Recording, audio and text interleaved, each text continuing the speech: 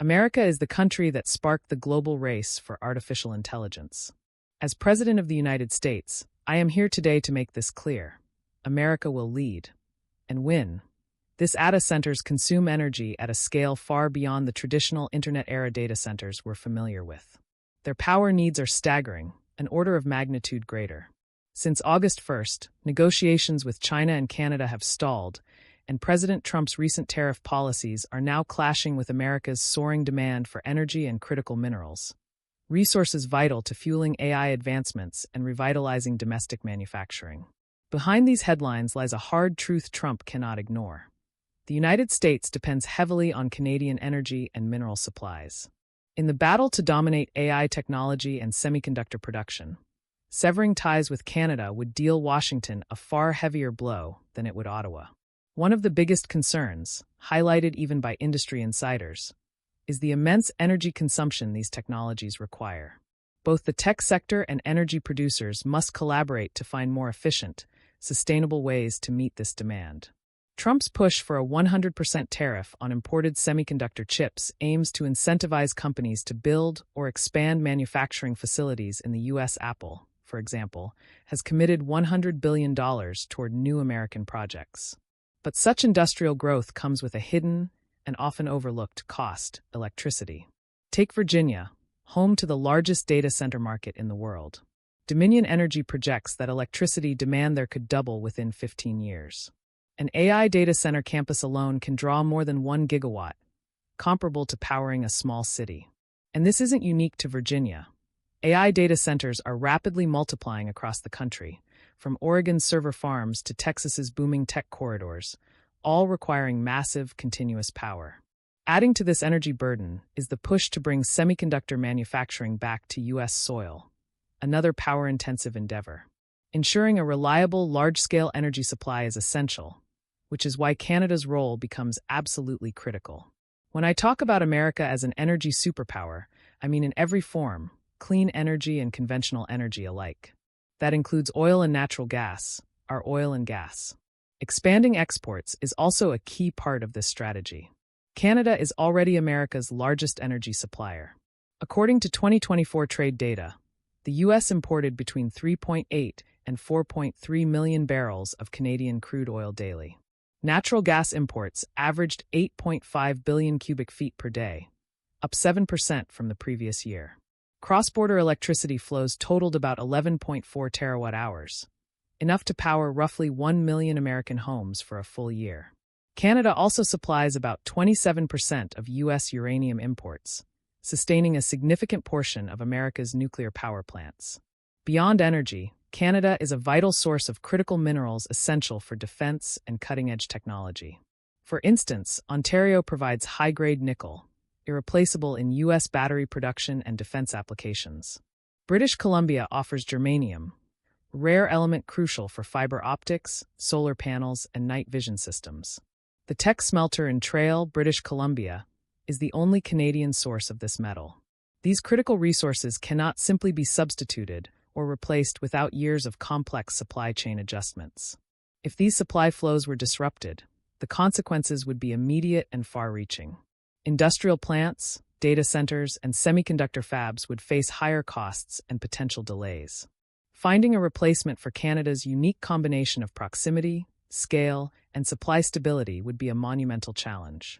America has all the ingredients to be an energy superpower: nuclear, hydroelectric, and emerging technologies like carbon capture and storage, which will be crucial for maintaining industrial competitiveness in the future. Prime Minister Mark Carney has taken a measured approach, choosing not to rush into any quick deals. His strategy is clear: keep the dialogue open, but firmly reject any terms that would undermine Canada's long-term interests. Carney is accelerating investment in Canada's domestic extraction and processing of energy and minerals, reinforcing the country's vital role not just within North America, but among global allies. His message signals readiness to cooperate, while emphasizing Canada's ability to stand independently if needed. Canada's position is strong and deliberate.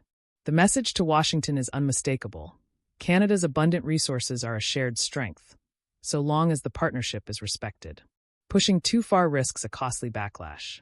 Without Canadian energy and minerals, U.S. industries could face higher costs, slower economic growth, and greater reliance on less dependable suppliers. A risky proposition for any administration promising a manufacturing comeback and leadership in AI.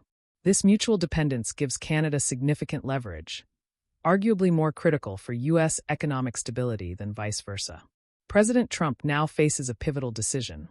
Is sidelining Canada worth the potential short-term gains? President Trump's broad tariffs on imports from over 90 countries have now taken effect. Tariffs range from a baseline 10% up to as high as 50%, hitting some of America's largest trading partners with steep levies. The message is clear.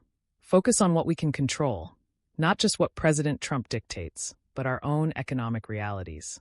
Starting August 7th, U.S. Customs and Border Protection began enforcing a new wave of tariffs authorized by President Trump. More than 60 countries now face rates between 10% and 50%. Brazil faces the highest rate at 50%.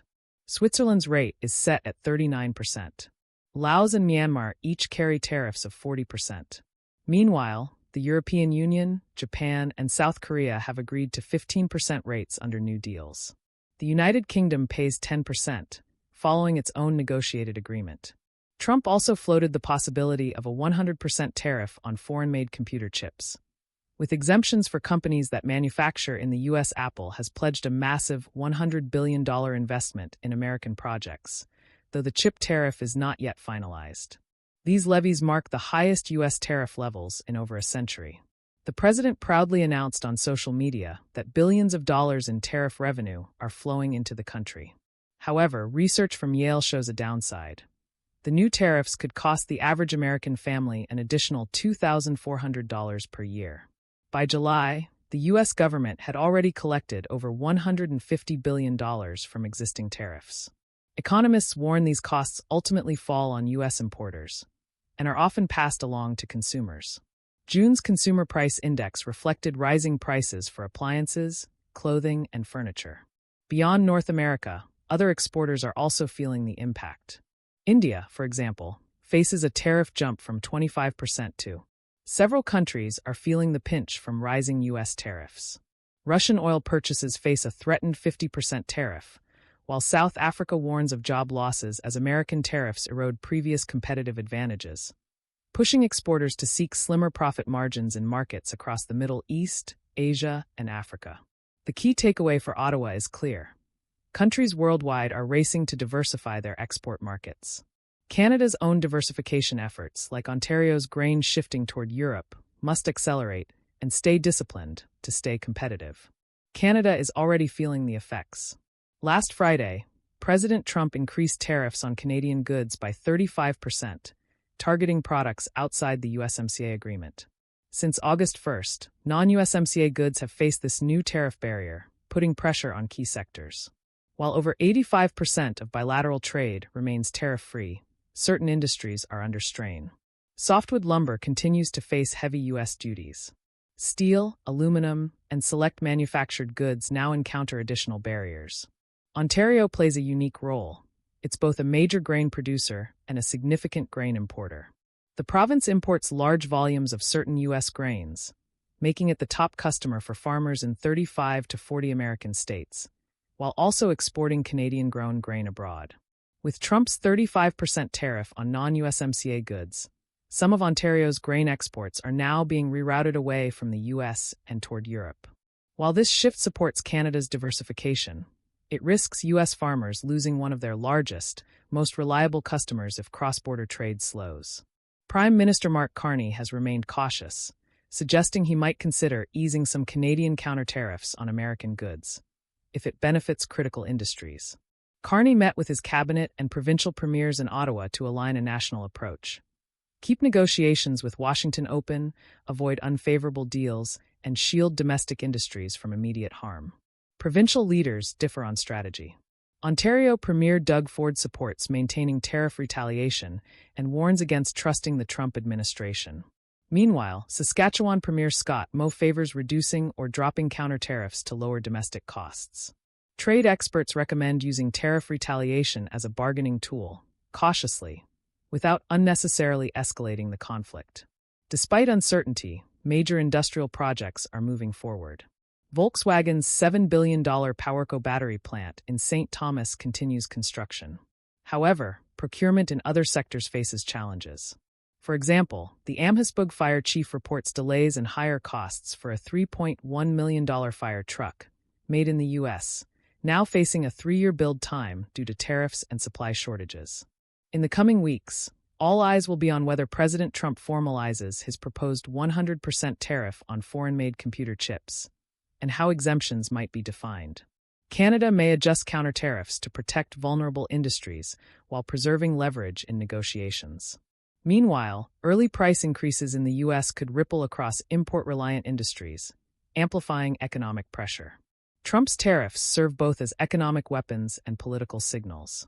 For Prime Minister Carney, the challenge is to safeguard Canada's economy while keeping diplomatic and trade options open.